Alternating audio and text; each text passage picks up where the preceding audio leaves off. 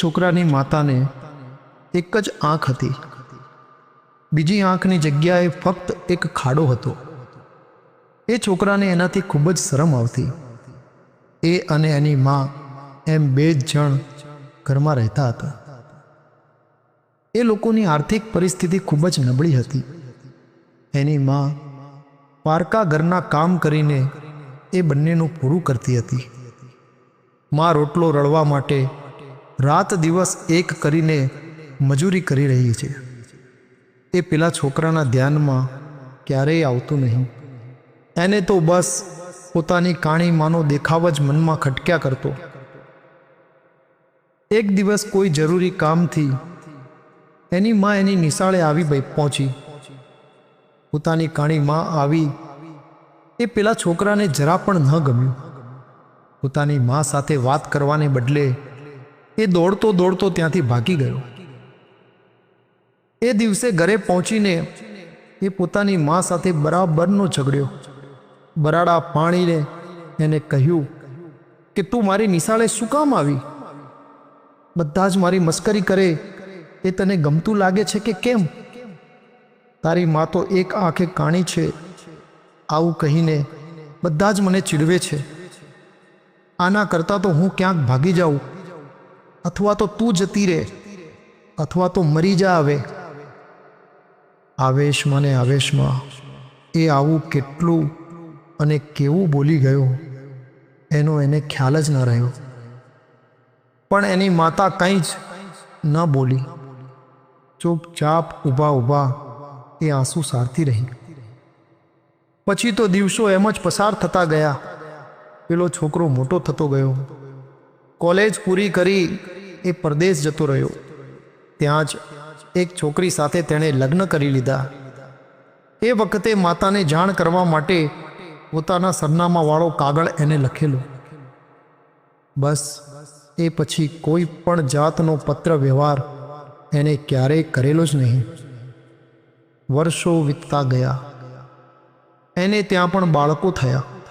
એક દિવસ એની મા અચાનક એના લગ્ન વખતે લખેલ પત્રમાં રહેલા સરનામાને આધારે શોધતી શોધતી એના ઘરે પરદેશ પહોંચી ગઈ. દીકરાને જોયાને એક દાયકાથી પણ વધારે સમય પસાર થઈ ગયો હતો એટલે એનાથી રહેવાયું નહીં.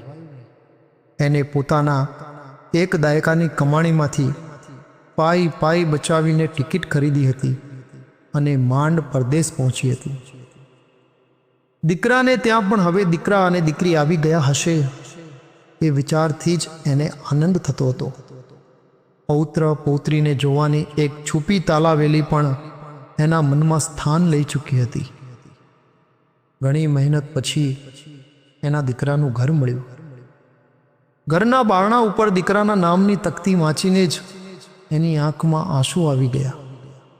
એને વહાલથી એ તકતી ઉપર 2 વાર હાથ ફેરવી દીધો. પછી ધ્રુજતા ધ્રુજતા હાથે ડોરબેલ વગાડી. દીકરાના મોટા દીકરાએ બારણું ખોલ્યું.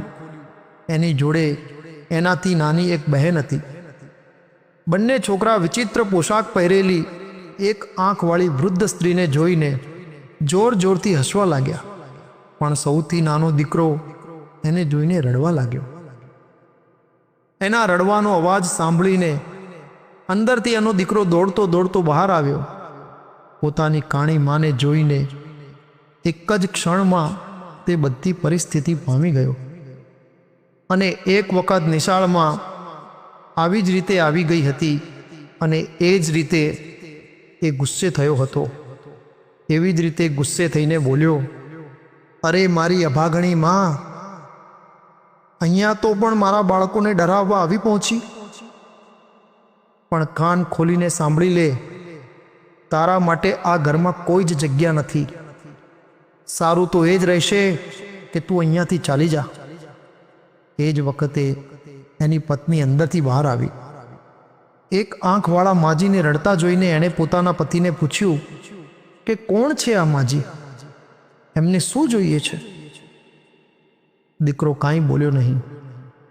એને કરડી નજરે એની મા સામે જોયા કર્યું. માને પણ થયું કે હવે દીકરાને વધારે ક્ષોભમાં નથી મૂકવો. એણે પોતાનું મન વાળ્યું કે પુત્રવધુ અને દીકરાના સંતાનોને જોવાની ઈચ્છા તો પૂરી થઈ જ ગઈ હતી. આંખો લૂછી ને બોલી, માફ કરજો ભાઈ, મેં તમને સૌથી ખોટા હેરાન કર્યા. મને કદાચ ખોટું સરનામું મળ્યું લાગે છે. એટલું કહીને ત્યાંથી ચાલી ગઈ. એ પછી એકાદ વર્ષ પછી એનો દીકરો જ્યાં ભણ્યો હતો એ નિશાળમાં એક સ્નેહ મિલન સમારંભ રાખવામાં આવ્યો હતો. એમાં જે તે વર્ષમાં ભણતા બધા જ વિદ્યાર્થીઓને હાજર રહેવાનું શાળા તરફથી ભાવભર્યું આમંત્રણ પાઠવવામાં આવ્યું હતું. એ છોકરાની શાળામાં ભણી ચૂકેલા એના બધા મિત્રોએ તેને હાજર રહેવા માટે ખૂબ જ ભારપૂર્વક આગ્રહ કર્યો હતો. બધાના આગ્રહને કારણે તે પોતાની પત્ની અને બાળકો સાથે રજા લઈને પોતાના ગામમાં આવ્યો.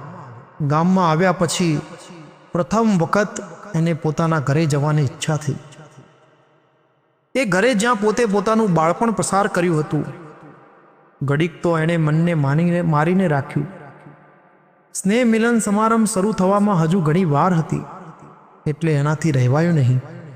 પોતાના મિત્રને કહીને ત્યાંથી નીકળી ગયો અને પોતાના બાળપણના ઘરે પહોંચ્યો. ત્યાં જઈને જોયું તો ખંડેર બની ગયેલું એક ઘર બંધ હાલતમાં હતું. એને પાડોશીને પૂછ્યું તો એમને જણાવ્યું કે 6 મહિના પહેલાં એની માં મૃત્યુ પામી હતી અને મરતા પહેલાં એક પત્ર આપતી ગઈ હતી અને કહેતી ગઈ હતી કે કોઈક દિવસ એનો દીકરો આવે તો એને આ પત્ર આપજો. દીકરો એટલો નિષ્ઠુર હતો કે માના મોતની વાતથી પણ એને કોઈ જ દુઃખ થયું નહીં. પરંતુ કાણી માતાએ પત્રમાં શું લખ્યું હશે એ જાણવાની તેને ઈચ્છા જરૂર થઈ. તેથી તેણે તે પત્ર ખોલ્યો અને પત્રમાં એની માતાએ લખ્યું હતું કે મારા વાલા દીકરા, દરેક સ્થાને અને દરેક શ્વાસે હું તને જ યાદ કરું છું અને મરતા સુધી યાદ કરતી રહીશ. એ દિવસે તારા બાળકો ડરી ગયા હતા, એના માટે હું તારી માફી માંગુ છું. આ સાથે જ બીજી એક વાતની પણ હું માફી માંગુ છું. મારા એક આંખવાળા ચહેરાને કારણે તારે જે નાનપ અનુભવવી પડી એના માટે હું શર્મિંદા છું. પણ શું કરું દીકરા, તું નાનો હતો ત્યારે તને એક અકસ્માત નડેલો. એમાં તારી એક આંખમાં ખૂબ જ નુકસાન થયું હતું. તારી આંખના આગળના કાળા ભાગમાં સફેદ ફૂલું થઈ ગયેલું. તું આખી જિંદગી એક આંખ સાથે જીવે એ મને જરાય પસંદ ન હતું.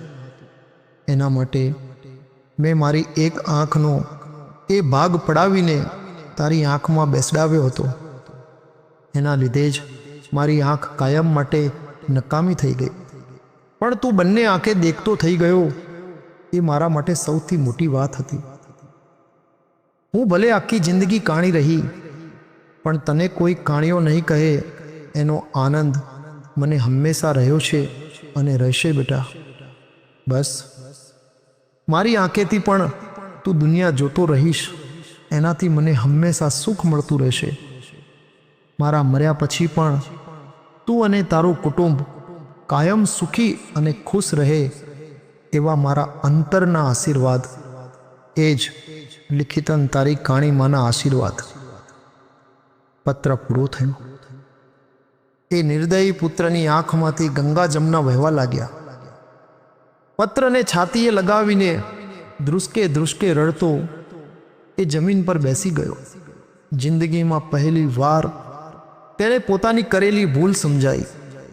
જીવતી માને હંમેશા એને નફરત જ કરી હતી, પરંતુ આજે એને પોતાને મળેલી માતા ખૂબ જ વહાલી લાગવા માંડી હતી.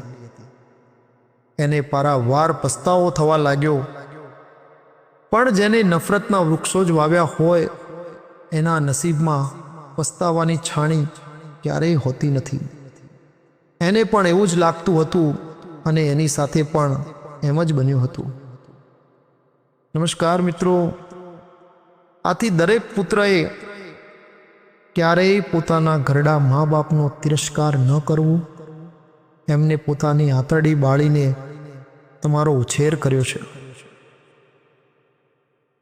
જો આ સ્ટોરી તમને પસંદ પડી હોય તો દરેક મિત્રો સાથે શેર કરજો, તેમજ વિડીયોને લાઈક કરી કમેન્ટમાં આપના વિચારો રજૂ કરવાનું ચૂકતા નહીં. રાધે રાધે.